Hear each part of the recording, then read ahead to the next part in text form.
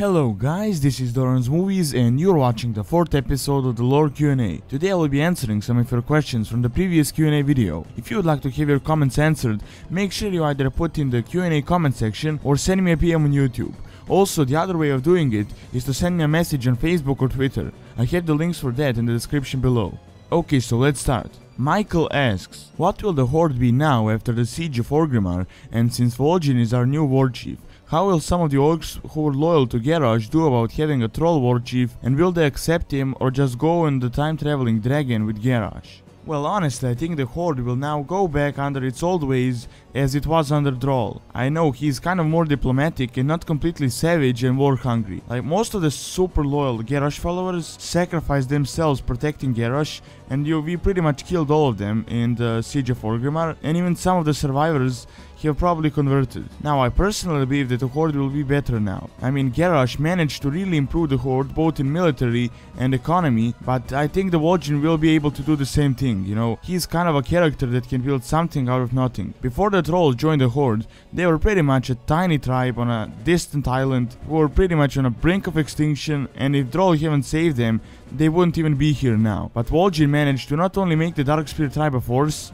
but start an entire revolution against Garrosh and all of his weapons, so I think we'll be fine under Vol'jin. Next on, Alex asks, since Blizzard has allowed us to have more than one hero class, Death Knight on a realm, do you think that means there will be a new hero class with the Warlords of the Rainier expansion? Also, if they were to let us play as a new race, which races do you think they'd let us have, or would it be one race like the Pandaren that can choose a side?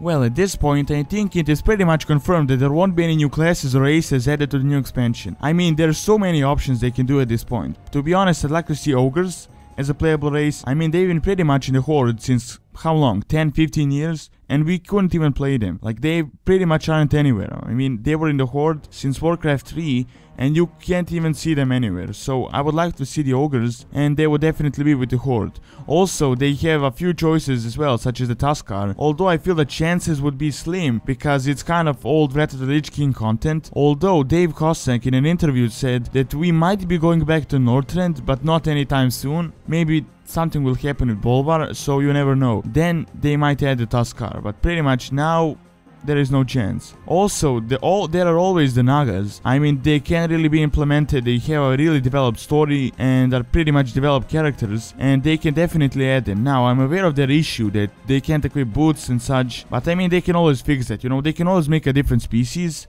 of Nagas that are not exactly fully evolved Nagas and still have legs. So, again, there are many options they can do, and I think they won't be adding them anytime soon, but maybe in an expansion after Warlords of Draenor, they will definitely be there. At least one race or class.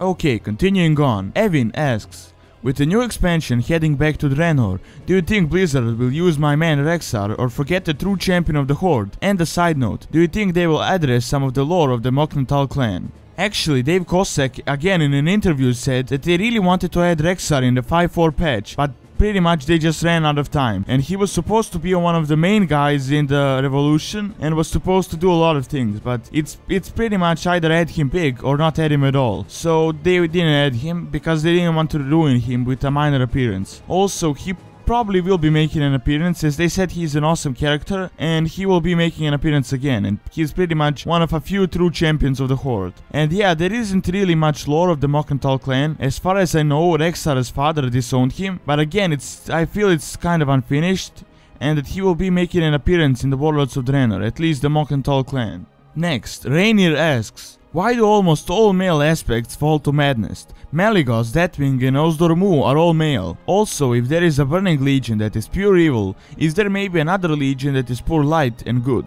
I think the whole male thing is just kind of a coincidence. I don't think they fell to Madness because they were male, but because of other reasons that were there. Also, if there is another legion that is good, well, Burning Legion is pretty much a group of demons that Sargeras managed to gather from all other worlds that he has destroyed. And yeah, there's a good legion. Well, there are definitely many good legions on those worlds that he has destroyed that had fought him, but I guess you could say that the forces of Azeroth are the good legion, as they gathered from all species of Azeroth in order to protect themselves from the evil. And the whole legion thing is kind of a wide term, so you never know. Like, again, you could say that the forces of Azeroth are the good legion. Next on, Matthew asks, What do you think about the lore development of Dalaran and its supposed ties with the alliance with Jaina as their new leader? Also, do you think it was a poor decision that it will not be portrayed in the game due to faction issues and such? I didn't really like the whole Dalaran thing that happened in Mists of Pandaria. It was kinda weird and all over the place. First you had Garrosh throw a mana bomb on Terramore, then Jaina getting insane and taking over Dalaran and capturing the Blood Elves. I personally didn't like it, as I always saw Jaina as of kind of a neutral faction. You know, she was with the alliance, but then again she would go out of her way and help the Horde, and now she's pretty much all alliance and wants to destroy everything.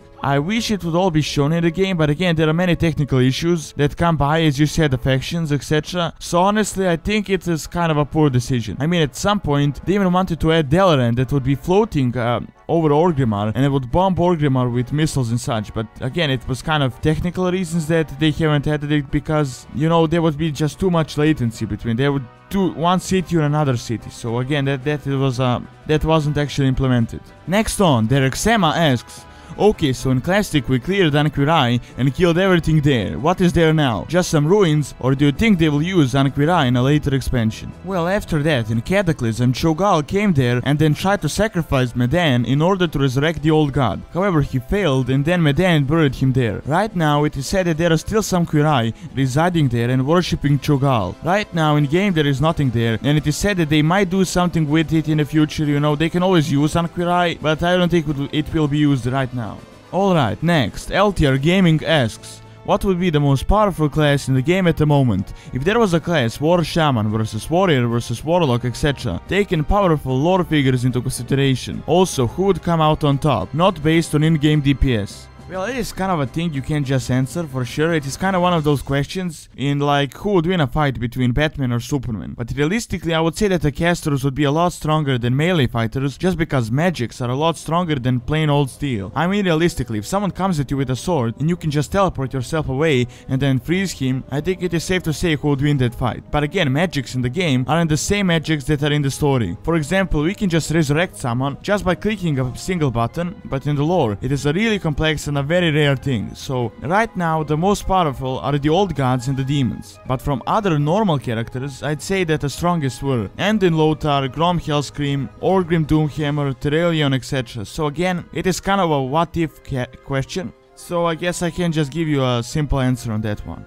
Next, Ruler of all Bananas asks, since the dragon aspects are powerless now, how does Wrathion still have his powers? And do you think that he will have a role in Warlords of Draenor? Well, Wrathion is not exactly an aspect such as Deathwing was. I mean, he's not nearly as powerful. He thinks he's the son of Deathwing, however he is only from his lineage and not a direct son like Nefarian. The dragons pretty much lost their powers when they killed Deathwing, but Wrathion is kind of just a regular old black dragon and not a superpower like Deathwing. Next on, Buster King 57 asks, were trolls elves? Well, I heard about that thing being mentioned not so far ago. I mean, what is said is that the Night Elves were actually trolls and not vice versa. Apparently, the Night Elves are pretty much evolved trolls that found the Well of Eternity. Now, this is supposed to be true, but again, it's not completely confirmed, so I feel that this topic will be going on for quite some time until it is fully known. But to be honest, I don't really think that is true, although it most likely is. Continuing on, Cycle 2000 asks, why is Kill Jaden sitting back, because we all know that he's alive, as Prophet Velen said in Cataclysm, that Deathwing is a mere inconvenience compared to Kill Jaden, and is Sylvanas being controlled by him.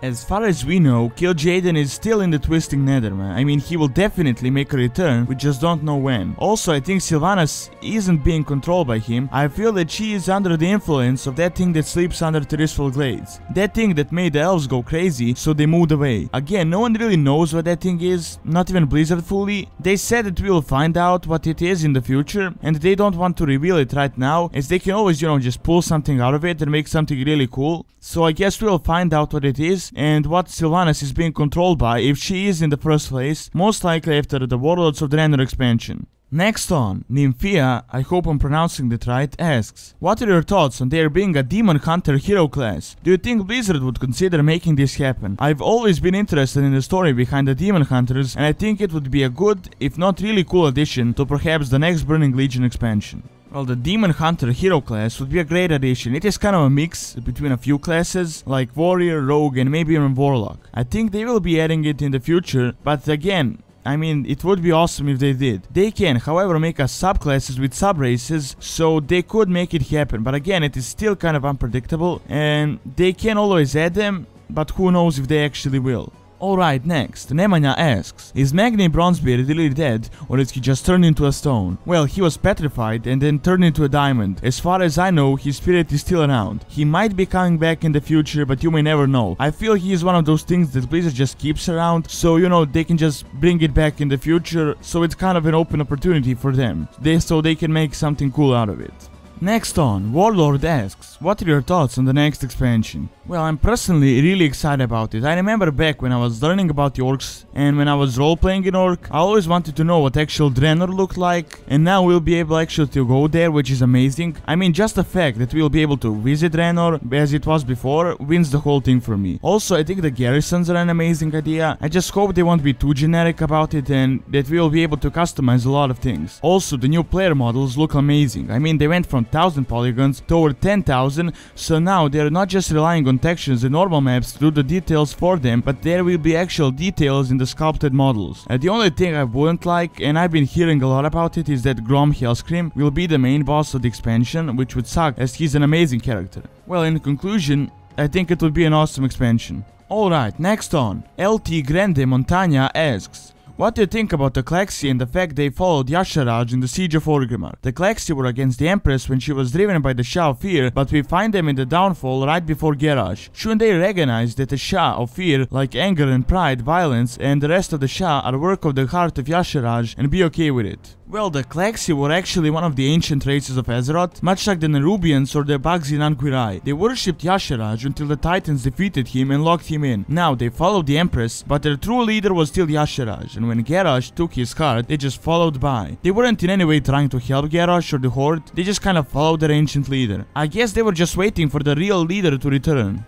Alright, and the last question is by Nuclear X-Fire, and he asks, were the Burning Legion allied with Illidan and his forces during the events of the Burning Crusade expansion? Well, not really. Illidan was kind of just trying to do his own thing, and Kiltas actually betrayed him and then allied himself with the Burning Legion, but he was pretty much just trying to cut himself off and be his own master. Alright, that is all I have for now. Thanks for watching, and don't forget to leave your questions. As I said, you can either leave them in the Q&A comment section, personal messages, or Facebook and Twitter. Also, don't forget to like, favorite, and subscribe for more episodes. Happy New Year and see you next time.